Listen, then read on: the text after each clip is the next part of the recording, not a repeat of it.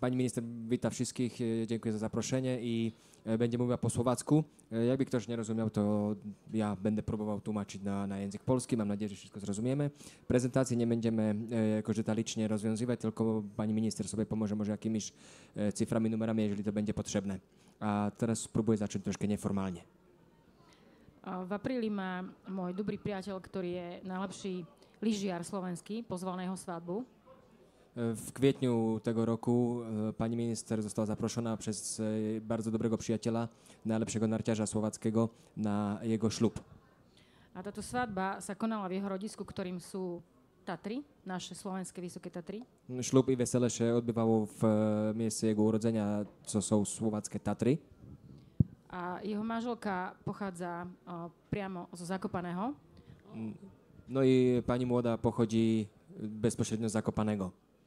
Čiže bola to slovensko-polská svadba. Czyli mówimy tu o polsko-słowackim ślubie. A v rámci tohto zväzku krásneho, ktorý vznikol, vybudovali ku dnešku tento pár v turistickú vlastne ubikáciu, turistickú reštauráciu aj s ubytovaním v slovenských Tatrách. Czyli w Tatrach Słowackich ta para polsko-słowacka do dzisiejszego dnia wybudowała bazę noclegową i restaurację właśnie w Tatrach Słowackich. A prevádzkujú spolu aj lyžiarskú školu, ktorá pôsobí aj na polskej, aj na slovenskej strane. No i razem prowadzą szkołę narciarską, która działa jak po słowackiej, tak po polskiej stronie. A to je taký veľmi jednoduchý príklad zo života, ako vzniká prirodzeným spôsobom cezhraničná spolupráca v turizme a v športe. No i to możemy brać za przykład, jak działa współpraca polsko-słowacka na podstawie realnego przykładu z życia. Keď môžem prerušiť, pani vážená štátna tajomnička, ja tež niečo viem o tým. Tež mohla byť taká svadba polsko-slovenská, aj tež bolo veľa o športovaniu. Ďakujem. Ďakujem. A musím teda povedať, že ak aj tu predo mnou hovorila predrečníčka o udržateľnom turizme. Jak pani przedmówca mówiła o zrównoważonym rozwoju turystyky, tak je naozaj pravda, že práve Tatry sú príkladom, kde sa stretávame každodenne s tzv. Hromadným alebo overcrowded turizmom. To Tatry są dobrym przykładem do tego, gdzie spotykamy się na co dzień z overcrowded turizmem. A potrebovali by sme v rámci vzájomnej spolupráce cezhraničnej nájsť spoločné nástroje, ako tento inštitút alebo proste túto situáciu nejako potlačiť, ako s ňou bojovať spoločne. Czyli tu powinniśmy znaleźć jakiś instrument na to, jak rozwiązać tą sytuację i powinniśmy rozwiązywać tą sytuację razem. Aby sme nevideli o 1 alebo 2 roky rovnaké obrázky, ktoré sa týkajú Tatier, ako pred chvíľkou ukázané. Żebyśmy za parę lat nie wiedzieli takie zdjęcia właśnie z Tatr, jakie widzieliśmy przed chwilą w prezentacji. Ja som veľmi rada, že v rámci cezhraničnej spolupráce, ktorá vzniká, sú vyčlenené aj finančné prostriedky cez program Interreg. Bardzo się cieszę, że na współpracę transgraniczną są oznaczone też środki łącznie z programu Interreg. A verím, že práve aj to partnerstvo osobitne medzi regiónom Žilina, Prešov, alebo teda medzi týmito krajmi a na druhej strane medzi regiónom Bielsko-Biala a Malopolska sa budú zaoberať aj takýmito projektami udržateľného turizmu. No, bardzo się cieszę, że ta współpraca następuje też na poziomie samorządowym, czyli samorządowych obszarów, czyli województw żylińskiego i preszowskiego i z drugiej strony Małopolski i Śląska. I Podkarpacia. Tak. A vlastne to partnerstvo by malo viesť k tomu, že nebudeme konkurentmi na trhu turistickom, ale budeme sa snažiť spolupracovať a tú spoluprácou dokážeme priniesť do všetkých regiónov, napríklad aj klientov zo vzdialených trhov, ako je Ázia, Amerika a podobne. Czyli to połączenie ma za cel nie być konkurencją wzajemnie, tylko łącznie współpracować i przynieść turystów nawet z dalekiej zagranicy, z Azji czy ze Stanów Zjednoczonych, z Ameryki Południowej. A vynikajúcim príkladom napríklad takejto spolupráce, ktorá sa deje aj v športovom turizme, je projekt Tatrasky. Bardzo dobrym przykładem tej współpracy transgranicznej jest na poziomie sportowym jest event Tatraski.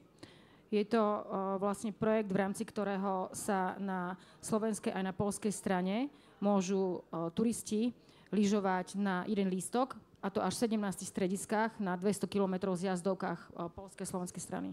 Czyli mówimy tu o połączeniu 17 ośrodków narciarskich, łącznie 200 km tras po polskiej i słowackiej stronie, którą turyści mogą za użyciem jednego karnetu mogą jeździť po jednej i po druhej stronie. A myslím si práve, že to smeruje k tomu, aby klient, ktorý tu príde z iných krajín, mohol spoznávať obe krajiny naraz. Czyli tu bardzo dobrze widać, że jak przyjedzie jakiś turysta z dalekiej zagranicy, to może poznawać oba kraje za jednym razem.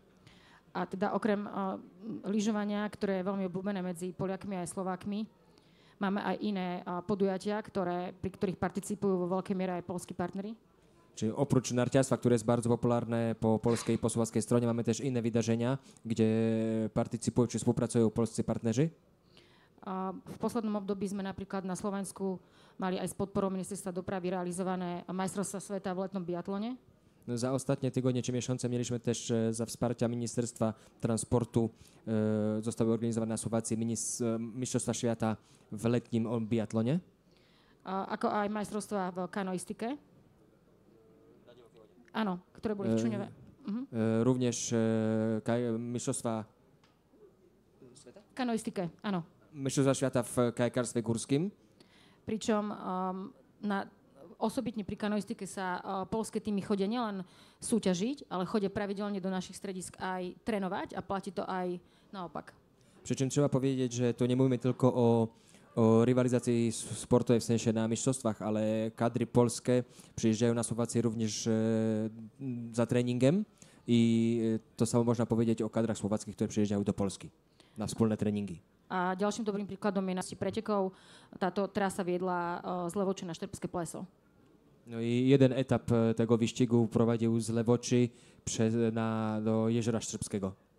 A ja som rada, že v publiku mám aj kolegov, ktorí na Slovensku realizovali jeden veľmi úspešný event, ktorým je vlastne súčasťou alebo je pod zaštitou Tour de France a volá sa Letap Slovakia. Bardzo się cieszę, że mamy między nami też kolegów, którzy organizują wydarzenia sportowe pod patronatem Tour de France, czyli najbardziej słynnego wyścigu kolarskiego na świecie. Nazywa się to Le Étape Slovakia by Tour de France. Toto podujatie na jednej strane umožňuje, aby cyklisti, ktorí nie sú profesionáli, si skúsili tú atmosféru takéhoto preteku. Ta impreza pozwala na to, żeby amatorzy, fanowie kolarstwa, którzy nie mają szansy na prawdziwe Tour de France, mogli skosztować taką atmosferę i organizację bardzo dobrego wyścigu. A súčasne vedie vlastne táto trasa cez nádherné časti Slovenska, kde môžu zo zahraničia, ktorí prídu vlastne aj športovci spoznávať tie nasze krásne atraktivity Slovenska. No i bardzo ważną sprawą jest, że właśnie podczas wyścigu się przejeżdża ładnym krajem słowackim i turyści z zagranicy, kolarze z zagranicy mogą właśnie obserwować, oglądać te piękna dookoła. A my už sme včera hovorili s Davidom o tom a verím tomu, že sa to podarí, aby sme v budúcom roku alebo v nejakej skorej dobe v rámci spolupráce preniesli časť tejto etapy aj na polskú stranu. Wczoraj była taka rozmowa z Dawidem i mamy nadzieję, że uda nam w przyszłości, bliskiej przyszłości może coś przenieść też na stronę polską. A možno uzavriem tento môj vstup len tým, že športový turizmus osobitne v ostatnom období naberá na veľkých obrátkach a sa stáva súčasťou turistického priemyslu. Mój wstęp bym może zakończyła tym, że turystyka sportowa za ostatnie lata jest bardzo poważnym elementem turystyky. A preto aj my aj v rámci pripravovanej stratégie udržateľného cestovného ruchu sa zaoberáme aj touto oblasťou turizmu. My w strategii zrównoważonego rozwoju turystyki też bierzemy pod uwagę tą część turystyky.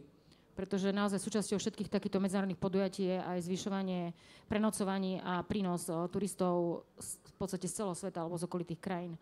Bo bardzo ważnym dochodem jest też przedłużanie noclegów lub innych wydatków finansowych, które turyści zostawią przy takiej imprezie.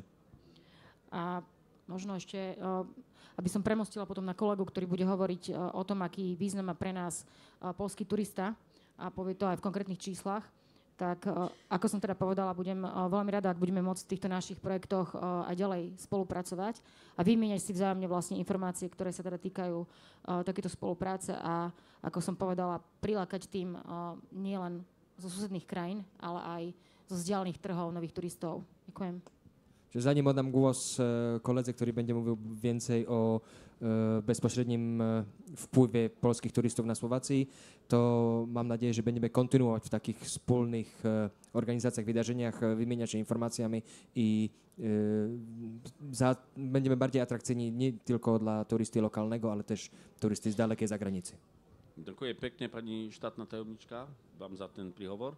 Teraz prosím teba, Tomáš. Ja si myslím, že sa môžeme tak dohodnúť, pretože väčšina vie po slovensky tutaj v tejto izbie, takže hovor po slovensky. Keď by si v krátkosti povedal, ako to funguje, koľko je Poliakov na Slovensku, koľko Slovákov ide do Polska, možno toto vieš, áno. Ako môžeme spolupracovať, aké sú projekty, ktoré môžu nás spájať. Prosím ťa.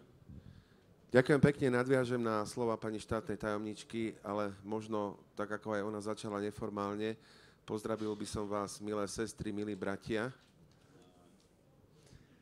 A takto zvykneme s pani štátnou tajomničkou sa zdraviť Čechom, keďže sme boli v jednom štáte a v jednom veľmi úzkom vzťahu. Ale myslím si, že každý Slovák pozná Poľsko a každý Poliak pozná Slovensko.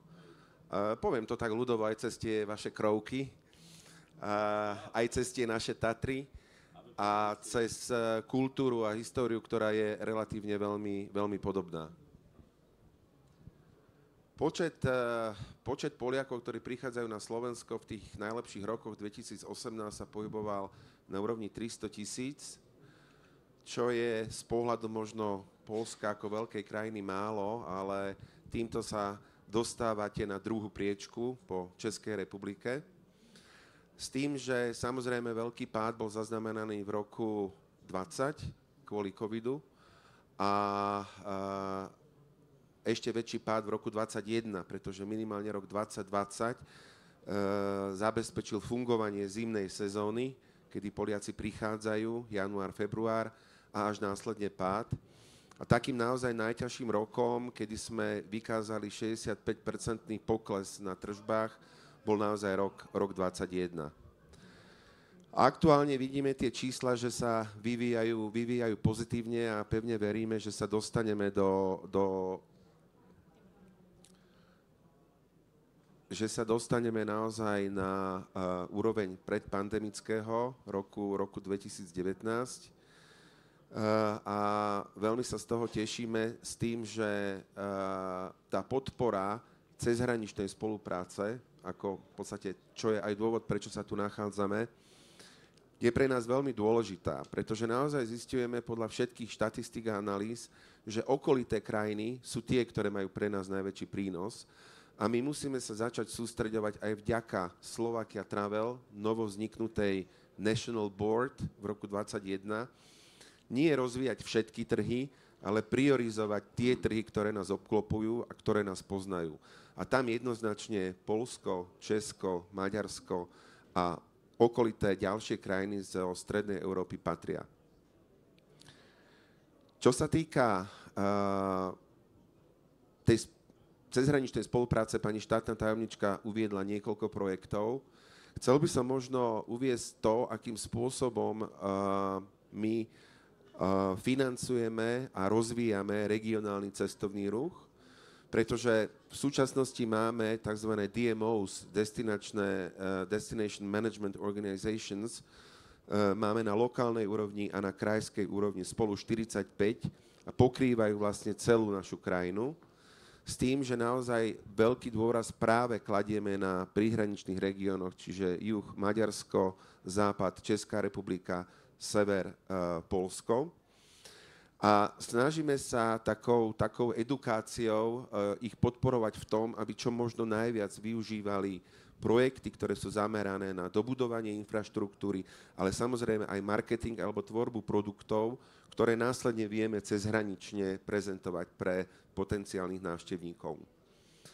V súvislosti s dnešnou témou udržateľný cestovný ruch komunikujeme s DMOs, s organizáciami cestovného ruchu práve na tú tému, aby sa pripravili na to, že v blízkej budúcnosti budeme vyžadovať možno lepšiu kvantifikáciu ukazovateľov, ktoré sú zamerané na udržateľný cestovný ruch. Ja mám aspoň osobne problém s tým, že vo všetkých sektoroch sa stretávame s udržateľnými odvetviami. Everything is sustainable. Everything. Even my breakfast is sustainable. But what it is? That's the question. Takže našťastie máme tu aj organizácia spoločenstva, ako je UNWTO, ako je Európska komisia, ktoré vlastne definujú jednotlivé KPIs v oblasti či zelenej transformácie alebo digitálnej transformácie. Takže my sa snažíme naozaj edukovať naše regionálne organizácie, aby pristupovali k tomu, aby projekty, ktoré nám budú predkladať, aby naozaj mali zadefinované v sebe ukazovatele, podľa ktorých vieme tú udržateľnosť merať. Pre vašu informáciu, Ministerstvo dopravy dáva pre tieto regionálne organizácie cestovného ruchu už dotácie od roku 2012, kedy to začalo na úrovni 3 miliónov a dnes sa pohybujeme na úrovni 8,5 milióna eur. Samozrejme sú to peniaze, z ktorých nevieme budovať nové cesty, ktorých nevieme vyslovene budovať infraštruktúru, ale čiastočne je možné z týchto peňazí renovovať, budovať nové produkty a jednoducho zapájať veľmi efektívny online a digitálny marketing. To je možno z mojej strany všetko, keď sa neskôr vyvinie diskusia. Úplne na záver by som povedal a poďakoval Nine. Thank you very much for the presentation. Because when we attend the UNWTO meetings with the State Secretary, we are very happy not to have only countries from the EU. EU is, of course, inspiration. The neighboring countries is the inspiration for us and the motivation so that we see the projects, how they are developing. But also countries outside the EU, be it African countries or Caucasian countries, it is a huge motivation for us when we want to one day start implementing the sustainable pillars of the tourism, which is again green transformation and digital transformation. Thank you so much. Sorry, Ďakujem ti pekne. Yeah, that's okay. Thank you so much. Ďakujem ti pekne. Tak ty máš teraz 5 minút, aby nás prekvapiť, že Slovensko je udržateľná krajina a že turizmus je na základe toho, čo máte najlepšie v prírode a aj v kultúre. Hovor. Ďakujem pekne. Si marketing robíš teraz pre Travel Slovakia. Ty si to spomenul, že po slovensky či po polsky? Po slovensky. Si spomenul, že vlastne nejakých 70% povrchu Slovenska máme lesy, hory. Hej, Karpaty. Tu sa stretávame a použijem ten príklad, si mi trošku tak nahodil, že sme v Zakopanom, kde už dnes je veľa Poliakov, ktorí hovoria, že Zakopané je pre nich už preplnené, je to overmass a častokrát preto chodia na Slovensko, je tam viac priestoru. Čo samozrejme aj tým, že tie Tatry sú väčšie na Slovensku, je pravda, ale nesústredíme sa len na Tatry, ale naopak, ak chceš pokoj, chceš takú tú divokú prírodu panenskú, tak je tu šanca ísť aj do ďalších regiónov a možno tam je ten priestor, na ktorom teraz pracujeme a to je, a teda aby som bol úprimný, nie je to len o Slovensku, ale keď máme zatraktívniť región aj pre zahraničných turistov, čo tu zaznelo už niekoľkokrát, tak bez spolupráce to nepôjde. A napríklad v spolupráci s Polskom a pod markou Karpaty, za ktorou stojíš aj ty, teda sú pripravené projekty na rozvoj. Máme tam Beskydy, máme tam Pieniny, máme tam Poloniny, respektíve Bieščady. Čiže toto sú miesta, ktoré môžu práve, nechcem povedať, že nahradiť, lebo to by nebolo správne. Tu hovoríme o troška inom turizme. Hej. Čiže ak chcem ten život, naozaj Zakopané žije, v podstate celý rok, je to jedno, či leto, či zima, či jeseniar, je vidno, že tu turistov je naozaj relatívne veľa, 200,000 lôžok, myslím si, že to číslo je správne. Takže, ale naozaj, ak niekto chce a tých ľudí je čím ďalej tým viac, je šanca rozvinúť aj tieto ďalšie regióny. Jednak to bude vhodný produkt pre tých turistov, ktorí to očakávajú a požadujú a jednak to pomôže tým regiónom. Samozrejme, ale jedným dýchom treba aj povedať, že musíme tam budovať primeranú infraštruktúru, pretože nemôže sa stať, aby tam cesta trvala dlhšie, ako bude trvať samotný pobyt. Čiže tá infraštruktúra je jednak dopravná, ale jednak aj infraštruktúra cestovného ruchu musí tam byť vybudovaná. Opäť môžeme sa baviť, či udržateľne a čo je to udržateľne, ale určite tam nejaké vybudovaná byť musí. Čiže musí ten klient dostať adekvátne služby za to, čo zaplatí a naopak potom zaplatí rád a pomáha to rozvoju celému regiónu. Takže plus teda to, čo už sme asi dvakrát, trikrát spomínali, že je to, potom sa to stane ako celá značka Karpaty známa aj pre ďaleký svet. Bardzo dziękuję. Proszę Państwa, w ten sposób zmieściliśmy się w wyznaczonym nas czasie. Bardzo serdecznie dziękuję moim panelistom. Państwa gośćmi, moimi gośćmi była pani Katarina Brunцкова, podsekretarz stanu w Ministerstwie Transportu i Budownictwa. Była pana Nina Szerbataszwili z Zrównoważonego Kaukazu. Był pan Tomek Ondraczko z Ministerstwa też Budownictwa i Transportu i Slovakia Travel reprezentował kolega Pawlik. Tak. Dziękuję bardzo panie dyrektorze, dziękujemy Ministerstwu Sportu i Turystyki, że mogliśmy tutaj uczestniczyć w tym wydarzeniu i życzymy państwu wspaniałych wrażeń z reszty kongresu. Dziękuję bardzo. Dziękujemy.